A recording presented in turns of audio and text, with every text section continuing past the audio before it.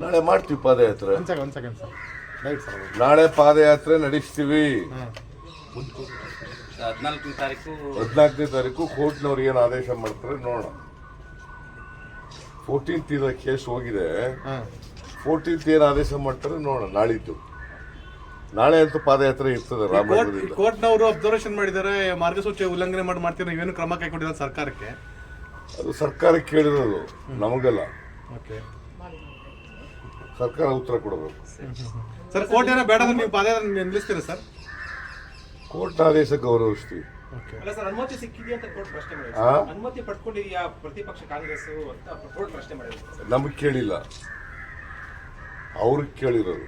ಅಲ್ಲ, ನೀವು ಪಾದಯಾತ್ರೆ ಮಾಡ್ಲಿಕ್ಕೆ ಪರ್ಮಿಷನ್ ತಗೊಂಡಿಲ್ಲ ಅಂತ ಅನ್ನೋದು ವಿಷಯ ಸರ್. ಅಲ್ಲಿ ಪಾದಯಾತ್ರೆ ಮಾಡ್ಲಿಕ್ಕೆ ಪರ್ಮಿಷನ್ ತೆಗೆದುಕೊಂಡಿಲ್ಲ, ಹಾಗೆ ಪಾದಯಾತ್ರೆ ಮಾಡಿದ್ದಾರೆ ಅಂತ ಅನ್ನೋದು ಅಬ್ಸರ್ವೇಷನ್ ಆಗಿದೆ. ಅಲ್ಲಿ ನಿಮ್ಮವರು ಅನುಮತಿ ತಗೊಂಡಿಲ್ಲ ಅಂತ ಕೋರ್ಟ್ ಕೇಳಿದೆ, ಕಾಂಗ್ರೆಸ್ ಅವರು ಅನುಮತಿ ತಗೊಂಡಿದ್ದಾರಾ ಅಂತ ಕೇಳಿದ್ದಾರೆ ಸರ್. ಯಾವಾಗಲೂ ಪ್ರತಿಭಟನೆ ಮಾಡುವಾಗ ಅನುಮತಿ ತಗೊಂಡು ಯಾರು ಮಾಡಲ್ಲ. ತಿಳಿಸಿದೀವಿ ಸರ್ಕಾರಕ್ಕೆ, ಪ್ರತಿಭಟನೆ ಮಾಡ್ತೀವಿ ಅಂದ್ರೆ ತಿಳಿಸಿದೀವಿ. ಅದ್ರ ಅನುಮತಿ ಪರ್ಮಿಷನ್ ತಗೊಂಡು ಪಾದಯಾತ್ರೆ ಮಾಡಿಲ್ಲ.